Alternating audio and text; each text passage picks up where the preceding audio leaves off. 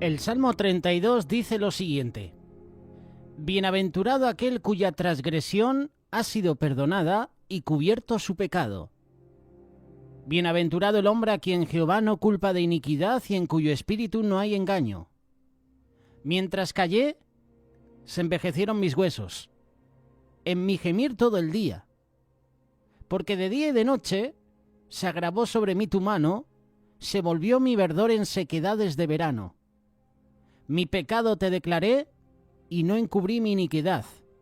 Dije, confesaré mis transgresiones a Jehová, y tú perdonaste la maldad de mi pecado.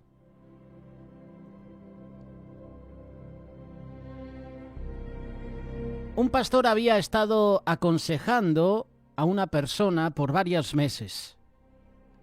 Esta persona estaba en sus cuarentenas. Había tenido una aventura amorosa con una compañera de trabajo. Esa mujer también era casada. Esta relación ilícita le había costado su matrimonio, sus hijos, su trabajo, su reputación.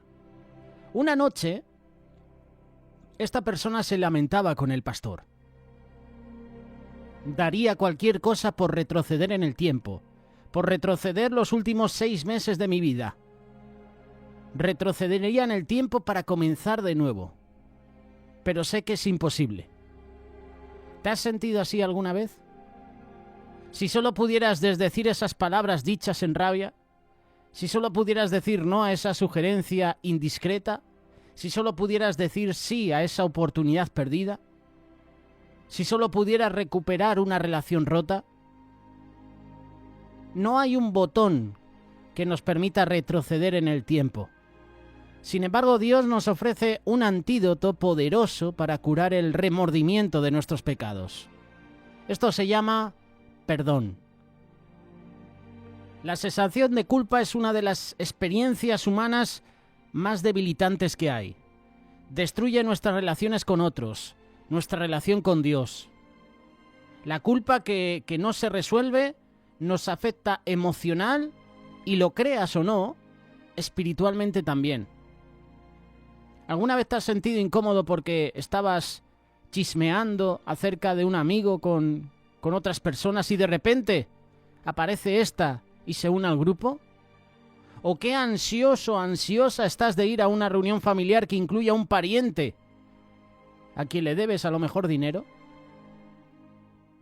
¿Cuándo fue la última vez que cogiste el teléfono para llamar a alguien con quien te habías peleado?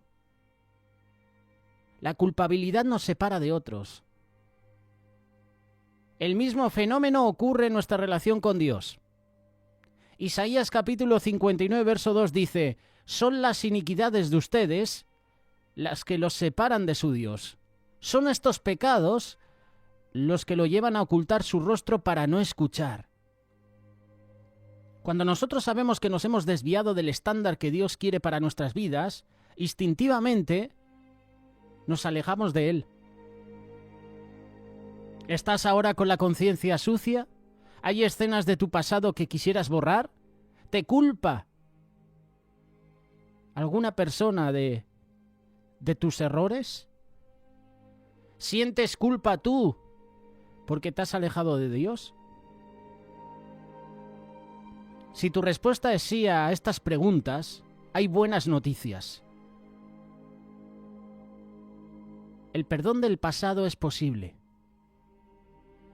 Si tú crees que es imposible, considera la relación ilícita entre David y Betsabé.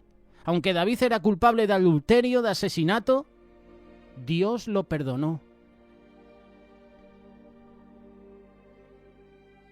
Este Salmo 32, que acabamos de leer, solo unos versículos del 1 al 5, nos habla de la época en que David era rey de Israel.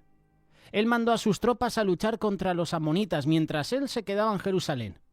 Durante ese tiempo David cometió adulterio con Betsabé. Y encima, para empeorar más las cosas, David trató de encubrir su pecado haciendo que mataran al esposo de Betsabé, a Urías, el hitita. Durante todo ese año David vivió con la conciencia sucia, agonía de espíritu.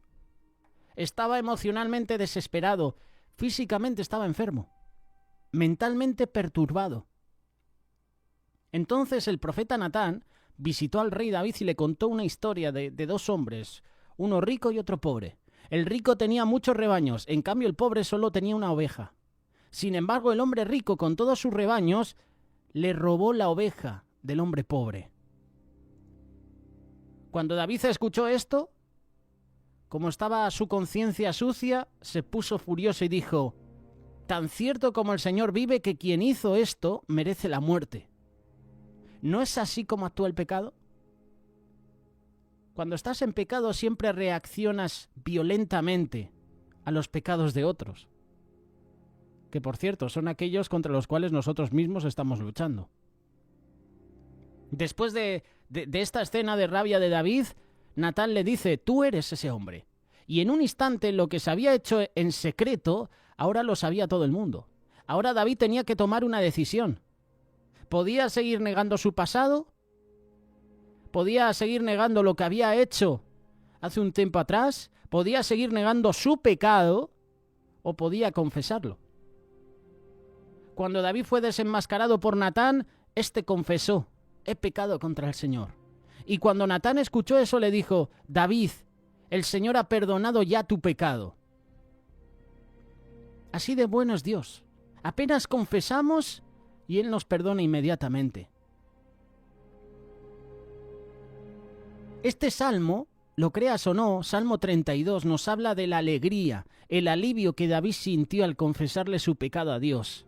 Este salmo de David fue escrito después de que se le confrontara. El salmo fue escrito después de esa confrontación con Natán el profeta. Y a este salmo se le llama masquil, porque su propósito es de instruir, enseñar. Por eso hoy quiero hablarte sobre el perdón. ¿Y qué mejor ejemplo que el de David? Uno puede pensar ahora mismo: mi pecado es tan grande que Dios no me va a perdonar. Y los pecados no tienen medidas. Un pequeño pecado es pecado. Parece que catalogamos, ¿no? Parece que damos un tipo de rango a los pecados, ¿no? Hay pecados más graves y hay pecados más pequeños, ¿no? Pero todos son pecados. A lo mejor estás pensando: el Señor no me va a perdonar porque he dicho esto, he hablado mal de una persona. Y es pecado. El criticar, el murmurar, el chismear de otras personas es pecado. Pero mira, David adulteró, asesinó. ¡Wow! Son palabras mayores. Pero un pecado pequeño es pecado. No pienses que el Señor no te va a perdonar. Si perdonó a David por su pecado, ¿por qué no te va a perdonar a ti? Esos son engaños del enemigo, que quiere que pienses que el Señor no te va a perdonar. ¿Para qué? Para que te alejes de su camino y para que vivas en culpa siempre. Este salmo nos habla de alegría, de alivio.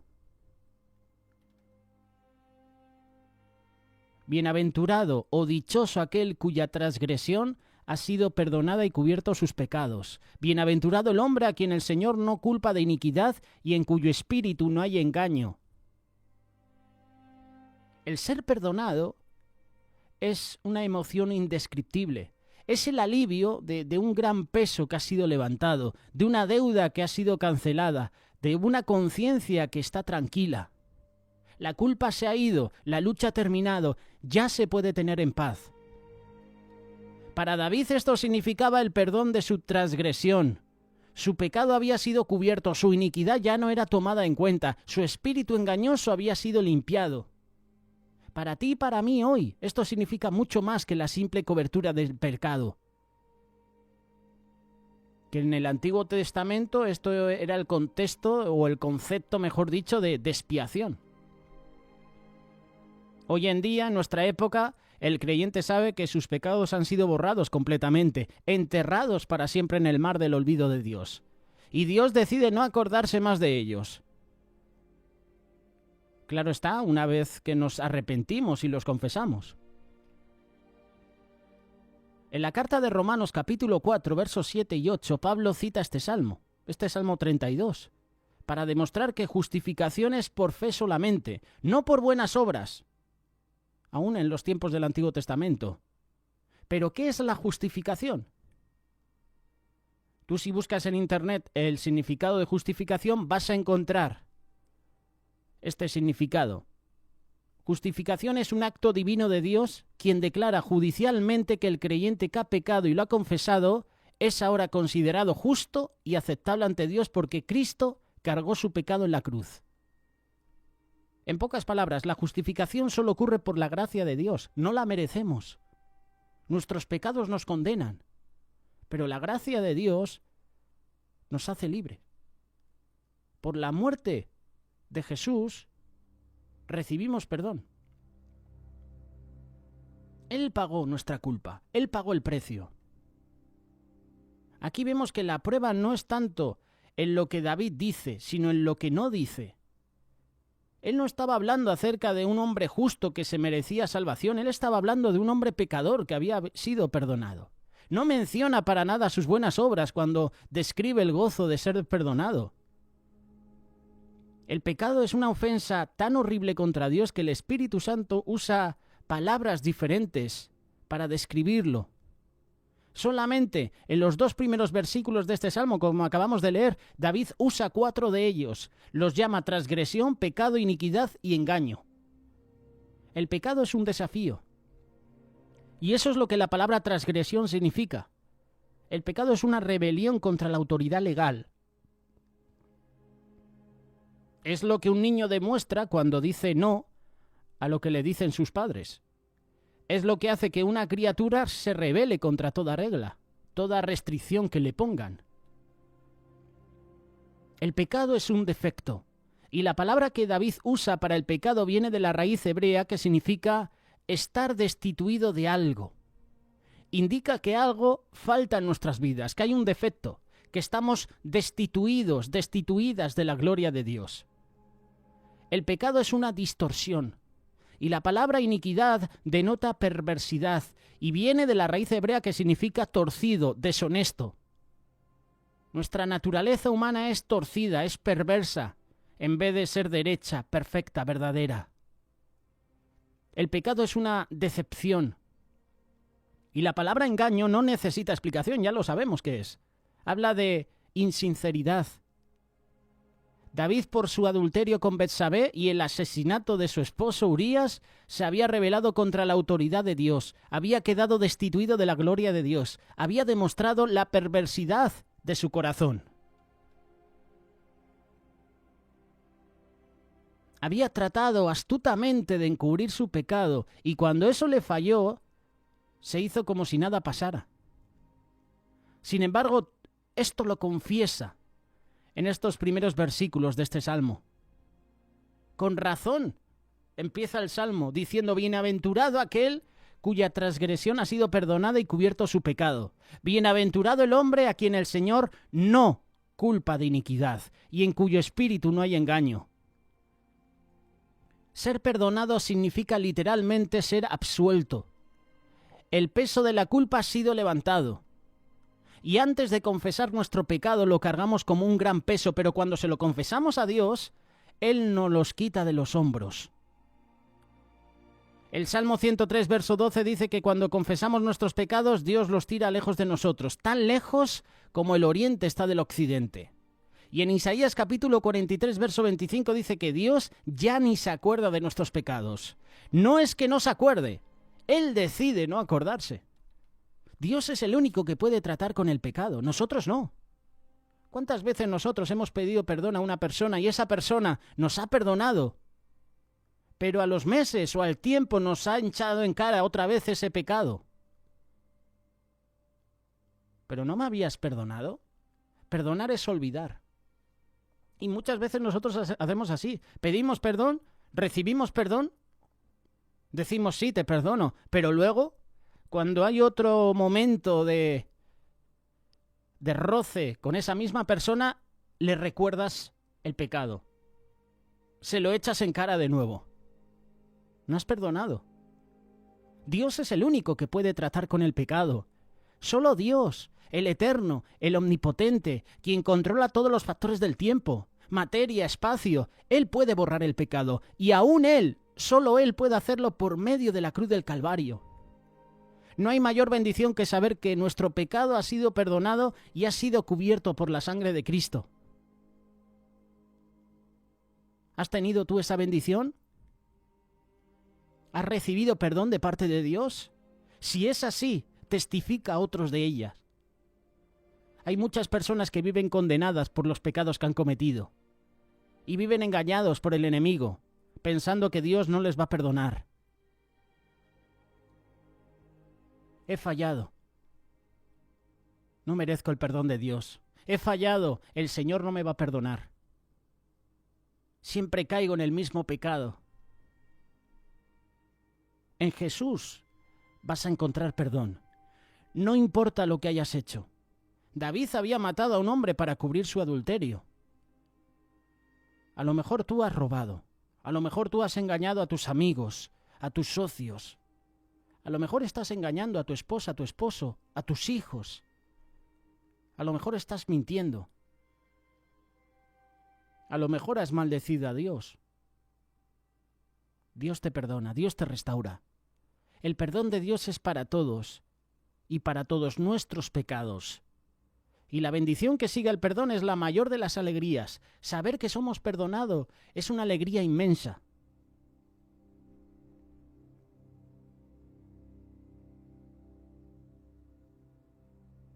El perdón siempre está disponible para aquellos que lo pidan. Recuerda lo que dice la primera carta de Juan, capítulo 1, verso 9. Si confesamos nuestros pecados, Dios, que es fiel y justo, nos los perdonará y nos limpiará de toda maldad.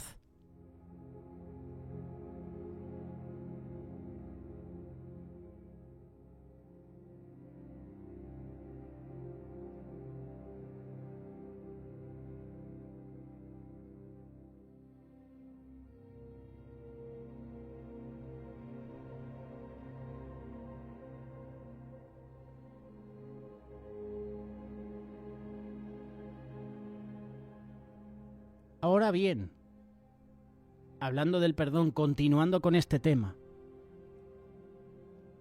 si es verdad que el perdón está basado en que Dios nos ha perdonado, entonces, ¿cómo es que nosotros muchas veces no estamos dispuestos a perdonar a otros? No estamos dispuestos a olvidar los conflictos, los momentos que hemos pasado con ciertas personas, divisiones en la familia, en la iglesia, entre los amigos. ¿Cómo es que muchos guardan rencores por años?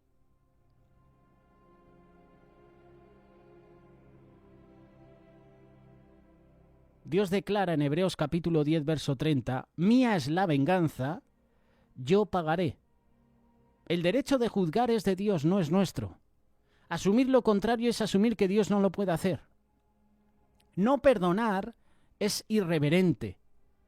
Perdonar es demostrar reverencia. Y perdonar no es decir que el que te ofendió está en lo correcto, no. Perdonar es manifestar que Dios es fiel y que Él hará lo correcto. Perdonar no es necesariamente olvidar la ofensa. El dolor puede ser muy profundo para olvidarla, pero el perdón nos ayuda a rechazar la amargura que echa raíces en nuestros corazones, a rechazar la malicia, el chisme, la calumnia, la venganza. No podemos controlar las acciones de otros, pero cuando decidimos perdonar, tomamos control de nuestras propias reacciones. Y en ese momento decimos, te perdono. Pero lo dices de corazón. En ese momento decides valorar a la otra persona a pesar de su ofensa.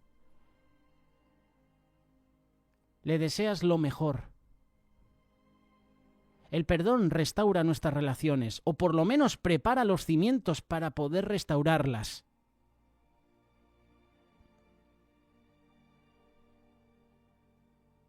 El perdón no es un peso que Dios quiere poner sobre nosotros como un castigo. Al contrario, es una protección para nuestra salud mental, nuestra estabilidad emocional. ¿Estás amargado por culpa de otra persona? Hazte un gran favor. Perdónala, como Dios te ha perdonado a ti. ¿Estás ahora mismo viviendo en el amor de Dios? ¿Cómo le demuestras tu amor a la gente en tu vida? ¿La manera como tú tratas a otros refleja la manera como Dios te ha tratado a ti?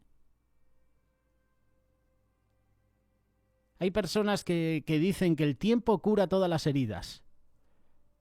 Obviamente el tiempo por sí solo no puede curar las heridas de una ofensa grave. Es como si tu doctor, por ejemplo, te dijera que tienes un tumor maligno en el cuerpo y luego te dice, pero no te preocupes, el tiempo lo cura todo. Efectivamente, curación puede venir con el paso del tiempo, pero solo después de una operación, de un tratamiento adecuado. De la misma forma podemos disminuir el dolor de recuerdos pasados cuando realmente perdonamos a la persona que nos ha causado dolor.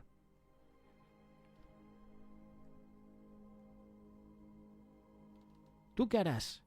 ¿Seguirás guardando ese resentimiento en tu corazón?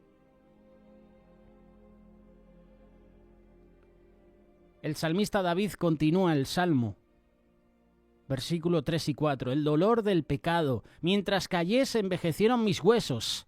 En mi gemir todo el día, porque de día y de noche se agravó sobre mí tu mano, se volvió mi verdor en sequedades de verano. Después de que David cometió adulterio con Betsabé, planeó el asesinato de Urías, se negó rotundamente a confesar su pecado. Trató de barrerlo debajo de la alfombra. A lo mejor racionalizó que el tiempo cura todas las heridas, pero en su terquedad estaba luchando contra Dios, contra sus propios intereses. David trató de ocultar su pecado, pero su pecado era difícil de ocultar. Había mucha gente que sabía lo que había hecho. Sabían de las visitas secretas de Betsabé a palacio, o posiblemente de las visitas nocturnas de David a la casa de ella. Hubieran sido difíciles de ocultar. Además, muchos sabían de la visita del esposo de ella a Jerusalén. Su negativa de irse a su casa a estar con su mujer cuando el ejército estaba batallando furiosamente en el campo. Su muerte tan conveniente. Ni se diga la carta, esa carta comprometedora que contenía la sentencia de muerte de Urías, que él mismo, sin sospecharlo, se la llevaría a su general Joab. Podemos estar seguros que Joab tenía esa carta. Joab se volvería un tirano desde ese momento. Sabía del pecado que iba a cometer David y lo permitió. David trató de ocultar su pecado y pagó plenamente por ello. Él siempre había sido un hombre saludable, había vivido una vida activa, vida de campo, al aire libre, pero ya no. El pecado y su conciencia habían debilitado su fuerza física. Esa es una de las consecuencias de ocultar el pecado. Esa es una de las consecuencias de no perdonar. Nos amargamos, nos deterioramos físicamente, mentalmente, espiritualmente. David había sido un hombre alegre, conocido como el dulce cantador de Israel, ¿verdad? Pero ya no. El horror de su pecado y el fuego de su conciencia lo llevaron a sollozos, a lágrimas, a gemidos. David dijo, porque día y noche tu mano pesaba sobre mí. David había sido siempre un hombre sano, vigoroso, la clase de persona que atraía a hombres y mujeres por igual. Pero ya no, ahora estaba triste, desganado, estaba infeliz. David dijo, mi fuerza se fue debilitando como el calor del verano. Su vitalidad estaba desgastada, totalmente agotada. David estaba deprimido. Ese es siempre el caso cuando tenemos algo en nuestras conciencias, cuando lo escondemos, cuando lo ocultamos. Al menos eso es lo que creemos. Pero no hay nada oculto ante Dios. Si nuestro pecado no es confesado y limpiado, entonces Dios trata con el pecado. Él tratará con el pecado. Ese es el precio que hay que pagar por el pecado. ¿Te sientes espiritualmente seco? ¿Te preguntas qué ha pasado con el fluir del Espíritu Santo en tu vida? ¿No será que estamos albergando pecado que nos está haciendo sentir así? ¿Como el calor del verano, como decía el salmista? Claro está que no toda sequedad espiritual es el resultado del pecado, pero muchas veces es por eso. San Agustín dijo, el pecado aparece cuando buscamos con afán cosas de menor bien, como si fueran las metas más importantes de la vida. Si buscas dinero, amor o poder en forma obsesiva, el pecado ocurrirá. Y el pecado es magnificado cuando nosotros, por metas menores, dejamos de buscar las metas mayores. Así que cuando nos preguntamos por qué cometimos un pecado en alguna ocasión específica, la respuesta es generalmente una de las dos cosas. O queríamos tener algo que no teníamos, o teníamos miedo de perder algo que ya teníamos.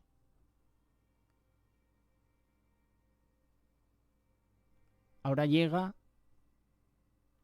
el final de la reflexión, del pasaje, la confesión del pecado. Versículo 5, Salmo 32. Mi pecado te declaré y no encubrí mi iniquidad. Dije, confesaré mis transgresiones al Señor, y tú perdonaste la maldad de mi pecado.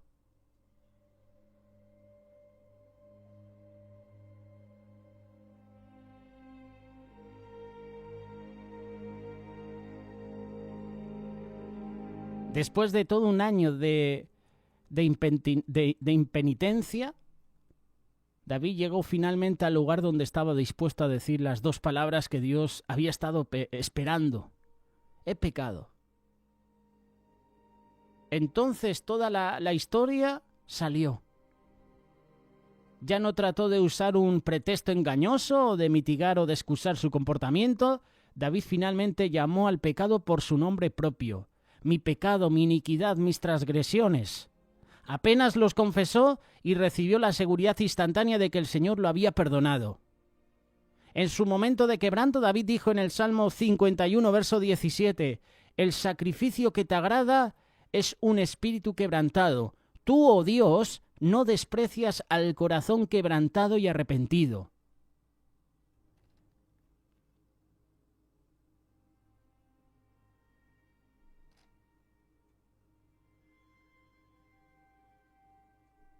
El pecado es una cosa muy grande para vencerlo solos. Manda tu SOS ahora. Clama al Señor, reconoce tu pecado. Reconoce al Señor que has fallado. Humíllate ante la presencia de Dios y recibirás paz. Pase lo que pase, Dios nunca cambia. Él es siempre nuestro refugio.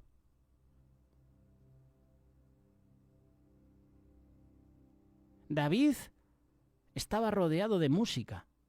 Este era el mismo David quien momentos antes había estado hablando de su terrible angustia. Y empieza a alabar al Señor. Cuando alabas al Señor, cuando adoras al Señor, desarmas al enemigo. Mira a Pablo y Silas en la prisión, con sus espaldas desgarradas por los latigazos de los romanos, con pies y manos encadenadas. Sin embargo, toda la prisión resonaba con armonía, mientras estos dos hermanos misioneros eran golpeados, estaban cantando canciones de adoración a Dios. Sus canciones hicieron que el guardia se convirtiera al cristianismo, lo mismo que toda su familia. Pero ¿cómo podían cantar bajo tales circunstancias? Romanos 8, versículo 28. Sabemos que Dios dispone todas las cosas para el bien de quienes lo aman, los que han sido llamados de acuerdo con su propósito. Si vemos a Dios en todo, Él calmará y pintará todo lo que vemos.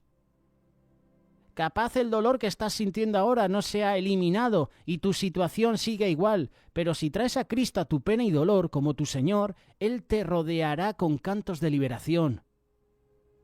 Así hacía David.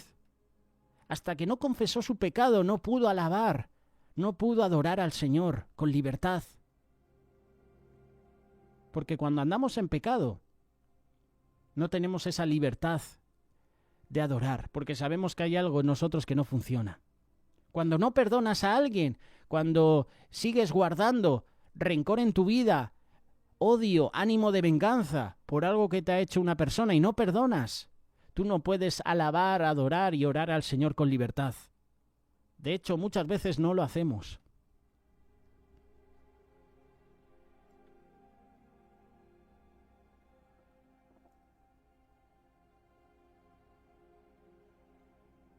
¿Estás pasando por esos tiempos difíciles, esos tiempos donde no has perdonado la ofensa?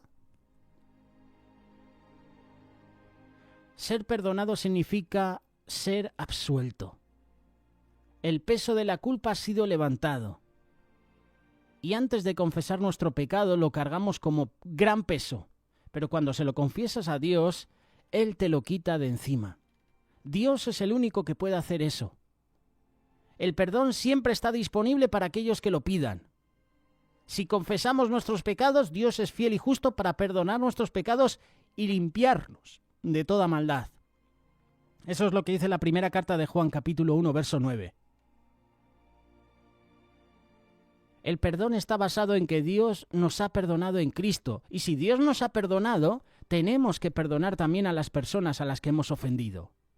Por eso es tiempo de perdonar. Es tiempo de olvidar. Aunque es difícil. Aunque humanamente es difícil perdonar. Sobre todo cuando alguien te ha hecho mal. Pero si el Espíritu Santo de Dios está en tu vida, si has tenido un encuentro personal con Dios, Él te va a ayudar a perdonar. Él es el único que lo puede hacer. Nosotros no podemos. Nosotros, en nuestro humanismo, en nuestras fuerzas, no podemos perdonar, porque buscamos venganza, porque buscamos devolvérselo a otro o a otra. Pero si Jesús está en tu vida, Él te va a ayudar a perdonar y a olvidar la ofensa. ¿Qué harás? La respuesta depende de ti.